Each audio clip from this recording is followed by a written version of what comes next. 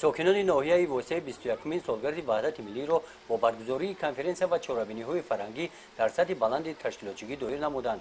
با این مناسبت در جماعت دهاتی به نام رودکی در باغ فراغتی و استراحتی چهاربینی شام جوانی برگزار گردید. در اول نمایندگان مقامات اجرایی حکومت دولتی ناحیه، رئیس جماعت دهات، مدیر بخش کار با جوانان و ورزش ناحیه، مدیر بخش فرهنگ ناحیه، ساکنان ناحیه را بخشیده و 21مین سالگرد جشن وحدت ملی تبریک نموده قید نمودند که استقلالیت و آزادی، صاحب وطنی و صاحب دولتی و ارزش‌های نیک ملی این همه از وحدت و یگانگی سرچشمه می‌گیرد.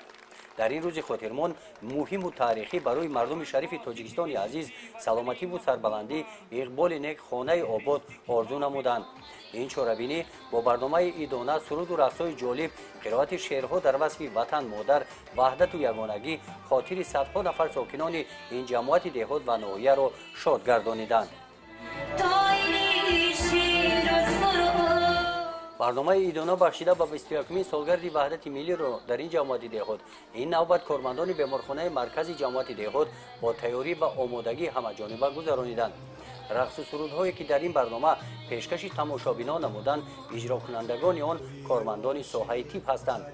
این چهاربینی پدیده‌های نو به نو را از بین طبیبان جوان که مهارت بلند سرایندگی و ایجادکاری دارند روی صحنه برآورد. همین گونه چهاربینی بخشیده به 21مین سالگرد وحدت ملی با اقدام بخش کار با جوانان و ورزش در مرکز ناحیه شهرک هولبوک دایر گردید. ساکنان ناحیه واسع جوانان اظهار اندیشه نمودند که شکرانه تنجو و آسایشتگی وطن نموده با صبر و تحمل، اراده مستحکم، اتحاد و سرجمی، سعی و تلاش اهلانه، زحمت صافدلانه و صادقانه، مسئولیت بلند و تشبس‌های سازنده سهم خود را در آبادی این گوشه وطن می‌گذارند.